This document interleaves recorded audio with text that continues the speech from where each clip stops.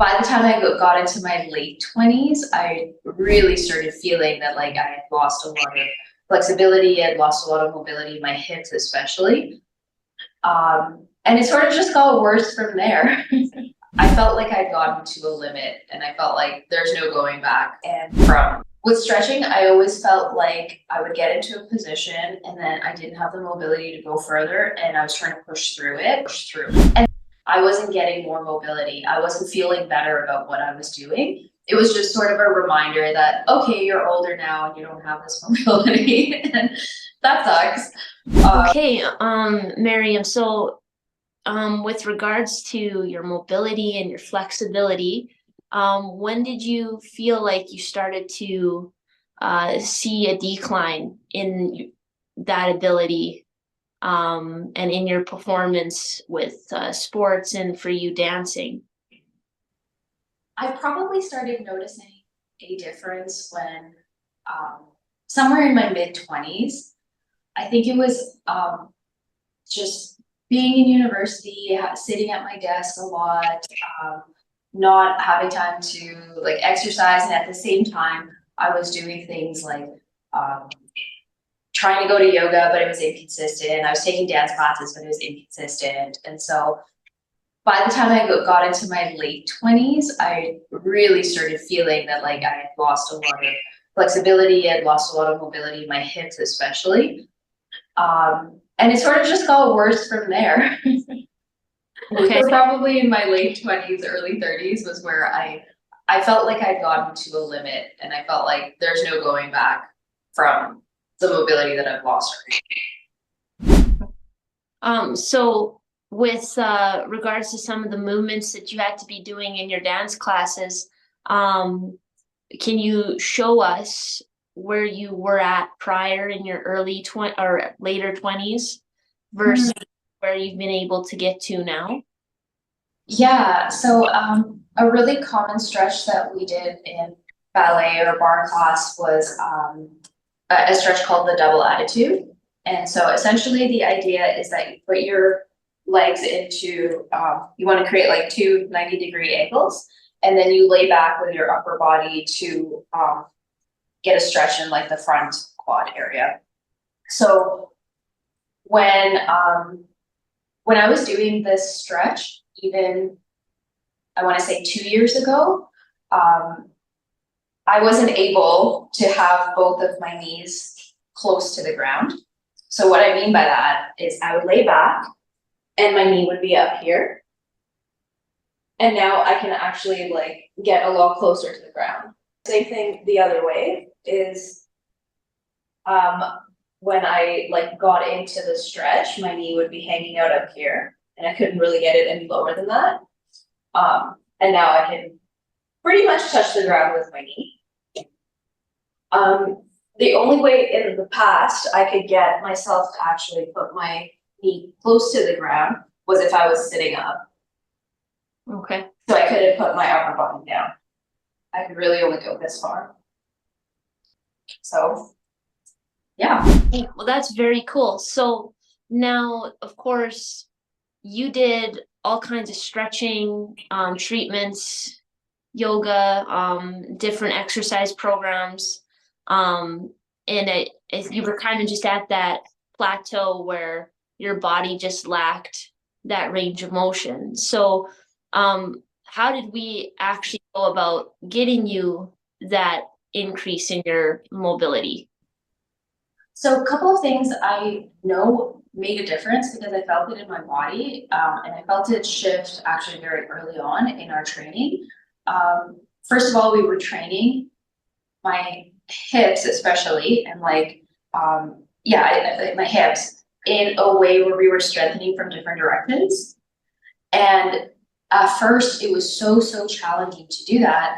But then in like a couple of weeks after we had started, I started noticing that like, oh, my hips just feel a lot looser, but also felt strong. So I know that that really helped. And doing regular myofascial release, so lots of rolling, using a lacrosse ball to like really get into the front line, and loosen up whatever was happening in there and like getting it hydrated. I know those two things made a difference. Awesome. Okay. Yeah. Yeah, because so essentially we didn't do any stretching at all to actually improve your mobility. Yeah. Yes, and I was actually very surprised by that. So suddenly I had all of this mobility and I had to take a step back and think about, oh, our training doesn't include any stretching and I actually have more mobility. Yeah. Yes, cool. And so that being said, a lot of times when people have pain, they think that they need to use stretching as a way to work out of the pain, and they might get some temporary relief.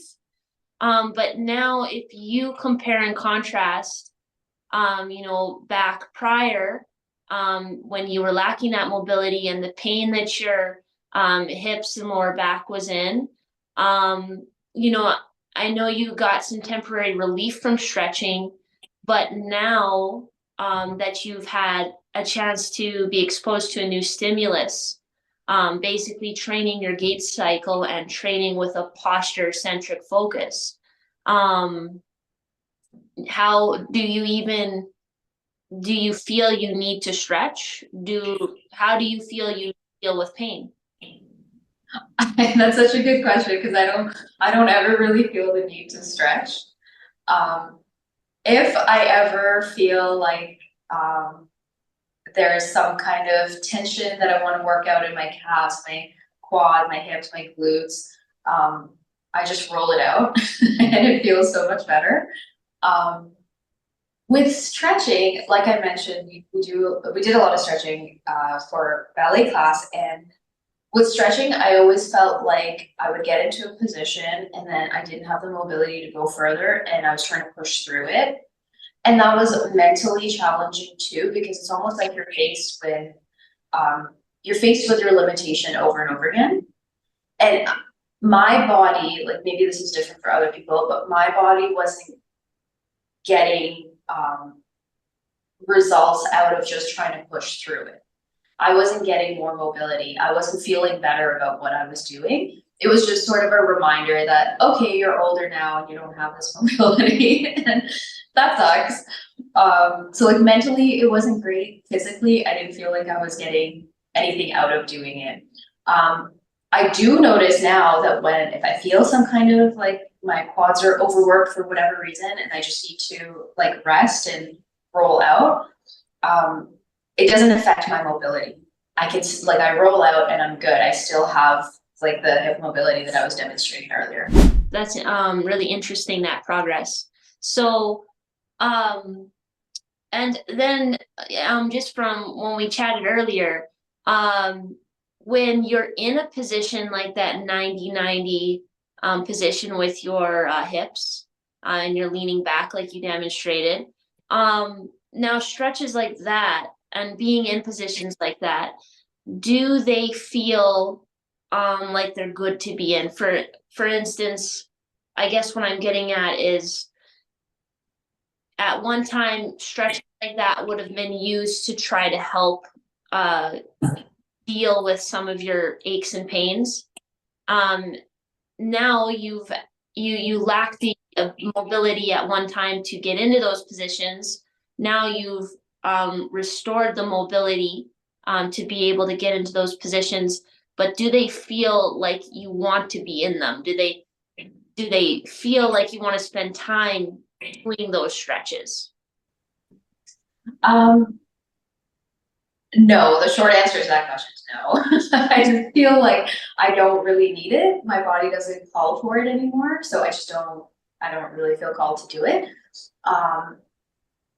Yeah, I think my short answer to that question is no. That's really, I think, says it all. It's interesting, like we discussed, how I think some of the hardest part for people is that when they're coming into training their gait cycle, a posture-centric focus through functional patterns, is that they don't really have a good reference point for how functional patterns training compares to other things they've been through or been told to do to help their ache or break performance plateaus. Yeah. But what you're really trying to build in your body is a new sense of communication. a new sense of being able to tune into your muscular chains and how they all sequence together. And so at one time, a person may think that temporary relief from stretching is because they get that temporary relief, they think, oh, this is good for me. This is helping my problem. I need more of this. But it just turns into a snowball effect of more and more and more. And they're still plateauing in their performance. They're still struggling to get that mobility. They're still struggling to really pull out of that pain cycle. So we have to ask if it is working. And then, of course, once you get your body more in tune, more in sync again with its natural gait cycle, with aligning the posture, all of a sudden now you have a new communication, a new reference point in your body. You've been exposed to a new type of stimulus that you maybe weren't aware of before. And then it's interesting how much we feel we need to go to those stretches, or if they even actually feel as good or as positive as we thought they were at one time. Yeah, and that's a really good point because, yeah, my personality type too is that like I will try really hard to make something work. And so when I didn't know about, like, before we started training functional patterns, all I knew was that stretching should make this better, right? So I would just like lean really hard into my stretches, hoping to get some relief, and that's all I really knew. And it was really interesting because when we started, I was really open-minded about what could happen. And I think that was really beneficial to me in the end because I trusted the process. And yeah, I just kind of went with it. And I think there is like a mindset thing where it's okay to accept that what I was doing before wasn't getting me results. And it wasn't because I wasn't pushing hard enough, because I know that's how I tend to lean. I tend to want to go harder. And sometimes leaning in harder is not the right thing. Yes, and you did an excellent job of having that open perspective that definitely served you well in early on and throughout our whole time training together so far. For you to really, give yourself the time to make the adjustments you needed to get the results you were looking for. But yes, when it comes to functional patterns training, essentially, it's not that we didn't stretch. We didn't stretch in the conventional sense. Yes. Our movements, when you're training the gait cycle, when you're training with an emphasis on posture, you're strengthening, stabilizing, stretching, all at the same time simultaneously in a movement. So it's really interesting that way, how you don't have to plan and organize your weekly training cycle to have a day for or a couple days to go heavy or maybe push pull 2 or 4 times a week, and then contrast that with adding in a couple active recovery days for mobility, some stretching work. Maybe you do a whole shoulder series and a whole hip series, who knows. Trying to squeeze in your cardio to that too. You really get to kill all birds with one stone. Yeah, and I would even add to that yes, you're covering all of those bases and you're doing it in a way that's so much more time efficient.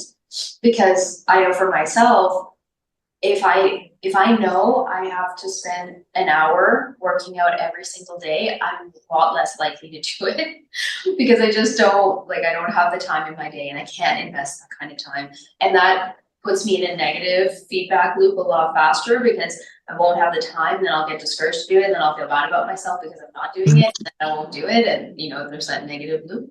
So if I know I can do something in a shorter time span and get a full, all of those things in one workout, I'm so much more likely to do it. And I know from my own behavioral change, that has been a game changer. I've been so much more consistent with doing my training on a week to week basis because it's not 6 hours in the gym a week. That's awesome, Mariam. Yeah, and that's huge because so many people are in a program for 2 weeks, a month, and they're trying to make changes, whether that's weight loss, nutritional things, or it's something specific to training that they're trying to improve in. But yeah, when you think about habits and habit building, if you're not accounting for how to build those habits, if you don't really, if it's just too overwhelming, it's really hard to get a new way of working in your lifestyle to stick. So, Yeah. well, Yeah. that's really excellent. Thank you for sharing with us about your experiences and demoing where you were at and where you're to where you've gotten to now with your mobility. And let's keep making progress. Yeah, you're welcome. Thank you, Angela. Right.